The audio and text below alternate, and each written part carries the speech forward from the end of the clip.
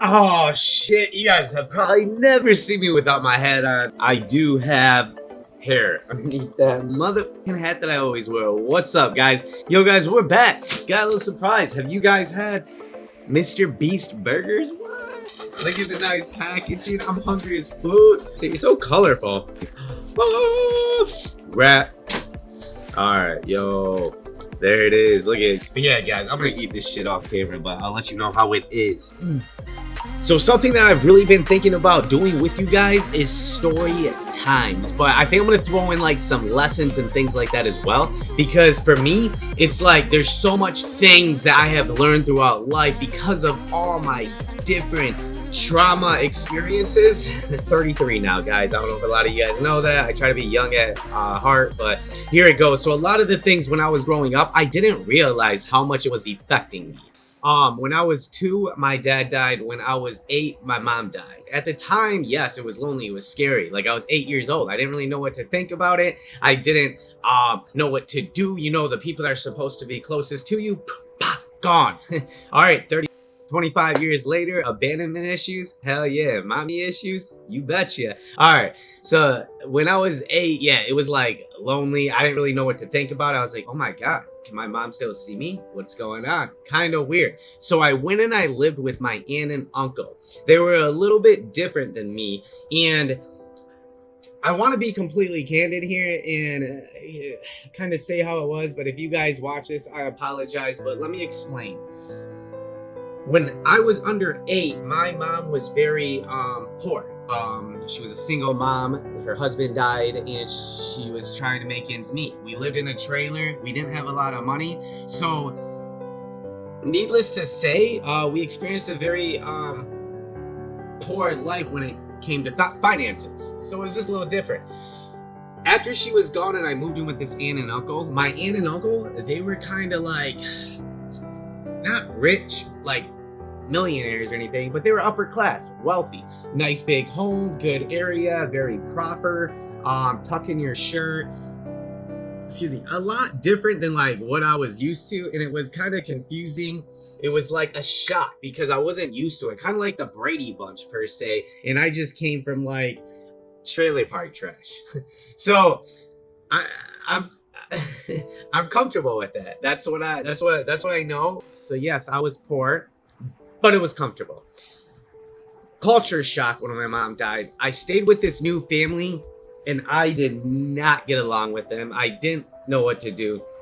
I was always labeled as like a bad kid, but obviously somebody that just lost both of their parents, obviously dealing with a lot of mental health issues and just different things that would be very hard to cope with. So I was a young kid that was trying to figure out his direction in life, but because I didn't handle things, I guess, the best in other people's eyes, I was labeled as like a bad kid.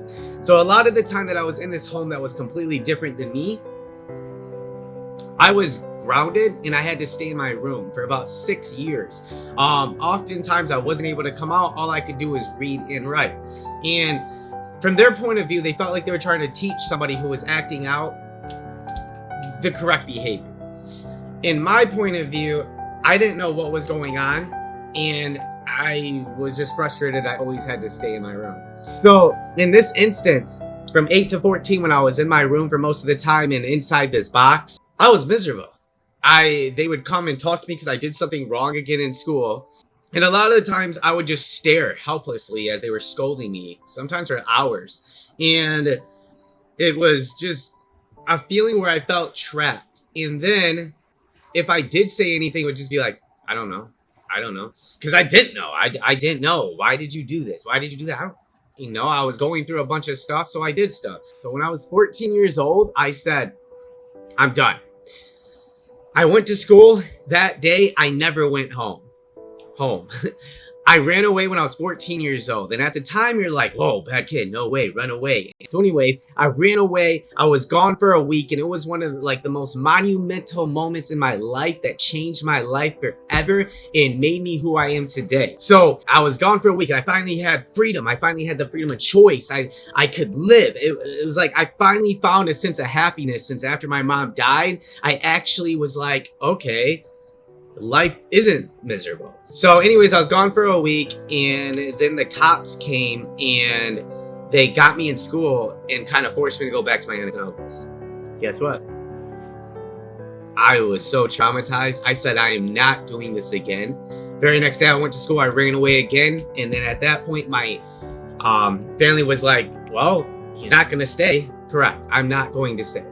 So my other aunt, who I actually adored so much, took me in. She didn't take me in originally because she never had kids. She didn't really know what to do. She didn't know how to handle a child. But the reason that I wanted to talk about this, because that was one of the most important moments in my life, because that makes me who I am today. So a lot of us go through these 9-to-5 jobs and we're miserable. And we think that this drone life that we're supposed to do, the wake up in the morning, get ready, or some of us are freaking out in the morning trying to hurry up and get to work.